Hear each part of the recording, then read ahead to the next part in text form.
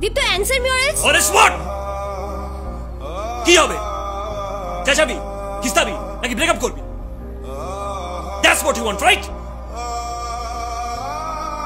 ও না না না না না না, ওকে তো দুদিক ব্যালেন্স করে চলতে হবে।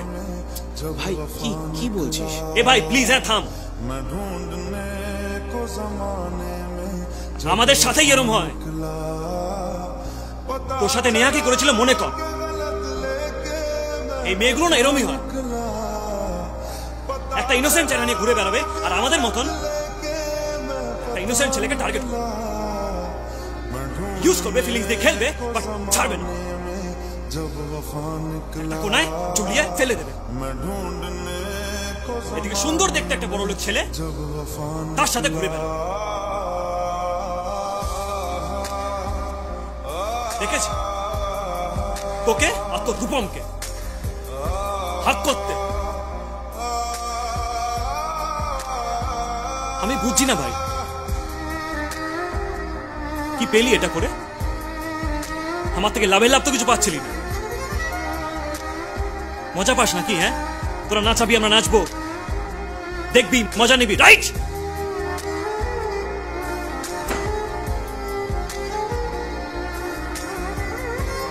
তাহলে এত কিছু এই জন্য হচ্ছিল।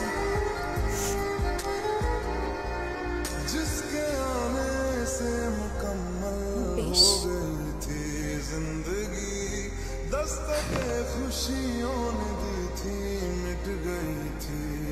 তখন আমি ক্লাস 5 এ পড়তাম, ক্লাস 8। আমার বাবা আর ওর বাবা মিলে আমাদের ফ্যামিলি বিজনেসটা স্টার্ট করে। দুটো বিজনেস ক্লাস ফ্যামিলি একসাথে সময় কাটায়, তাদের ছেলে মেয়েও ইনফ্যাক্ট একসাথে সময় কাটায়। তখন ওই একটা ব্যাপার হয় না যে দুটো ফ্যামিলি থেকে বলতে থাকে এদের দুজনের বিয়ে দেবো। আমিও শুনে নাচতাম,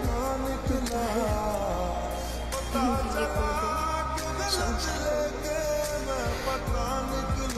তারপর আমি ক্লাস 10 উঠে স্কুল চেঞ্জ করি। বোর্ডসের প্রেশারে আর সেগুলো দেখাটা হতো না। বাবা মা ওর বাড়ি গেলে আমায় টিউশনে দিয়ে যেত, বা ও আমার বাড়ি এলে আমি তখন টিউশনেই থাকতাম। দেখাটা কম হতো কিন্তু কথাটা হতো অলওয়েজ। তারপর এমন একটা ঘটনা ঘটে যেটা খুবই সাংঘাতিক।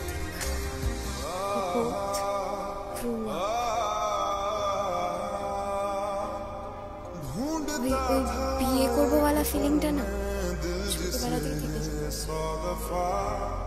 বয়ে আর থাকে না সেই ফিলিংটা।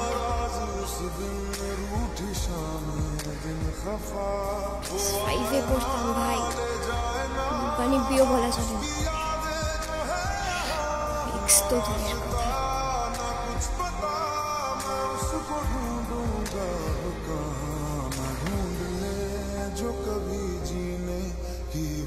সামনের মাসে ওর এঙ্গেজমেন্ট, ইনভাইট করতে এসেছে,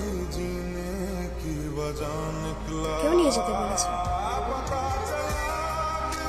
মনে হয় না সেটা খুব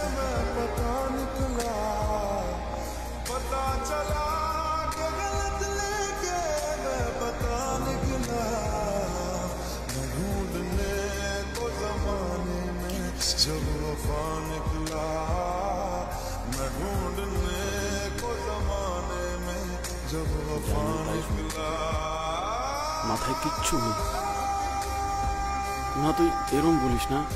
মানে তুই আমাকে বক, মার, কোনো অসুবিধা নেই।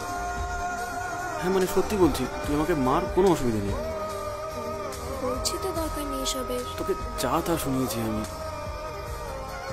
আরে রিয়েলি ডিজার্ভ ইট। মানে ভুলভাল, প্রচন্ড ভুলভাল শুনিয়েছি। তুই তো রাগটা বের কর। তুই মেরে দিলি? তুই তো বললি মারতে। আর আমি তো এমনি বললাম মারতে, যাতে তোর রাগটা কমে। আচ্ছা মে তো তুই একটা গল্প